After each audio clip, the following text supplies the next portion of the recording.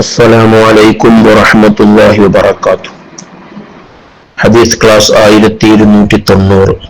ബഹുമാനപ്പെട്ട ഇമാം അബൂ ദാവൂദ് റളിയല്ലാഹു അൻഹു റിപ്പോർട്ട് ചെയ്യുന്ന ഹദീസ്. അൻ Dawood bin Salih bin Dinar Tammari റളിയല്ലാഹു അൻഹു. Dawood bin Salih bin Dinar റളിയല്ലാഹു അൻഹു അവിടുത്തെ ഉമ്മയെ തൊട്ട് ഉദ്ധരിക്കുന്നു. അന്ന മൗലാതഹ അർസലതുഹാ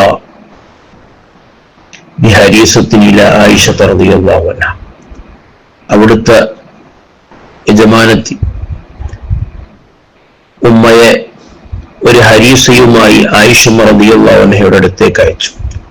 ഹരീസ എന്ന് പറയുന്ന പ്രത്യേക ഭക്ഷണമാണ്.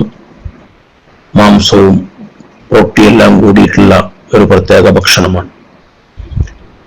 ആ ഭക്ഷണം ആയിഷ റളിയല്ലാഹു അൻഹയുടെ അടുത്തേക്ക് കൊടുത്തയച്ചു. തുസല്ലി, ആയിഷ റളിയല്ലാഹു അൻഹ നിസ്കരിക്കുകയാണ്. ഭക്ഷണവുമായി ചെന്നപ്പോൾ ആയിഷ റളിയല്ലാഹു അൻഹ നിസ്കരിച്ചുകൊണ്ടിരിക്കുകയാണ്. ഫഅശാറത് ഇലയ്യ അൻ വഇഹ, അപ്പൊ എന്നോട് അവിടെ വെക്കാൻ വേണ്ടി ആംഗ്യം കാണിച്ചു. അങ്ങനെ ഭക്ഷണം ആയിഷ റളിയല്ലാഹുവിന്റെ അടുത്ത് അവിടെ വെച്ചു.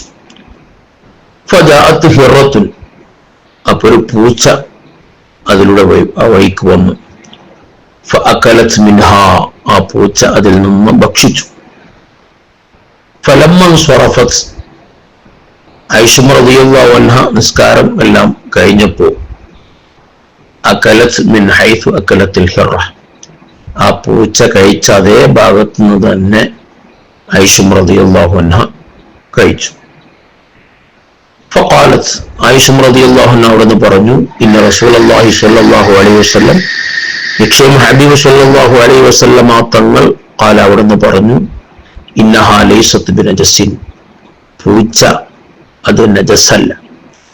ഇന്നമാ ഹിയ മിനത് തവാഫീന അലൈക്കും, അത് നിങ്ങളുടെ മേൽ നിങ്ങളുടെ ഇടയ്ക്കിലൂടെ ചുറ്റി നടക്കുന്ന ഒരു ജീവിയാണ്.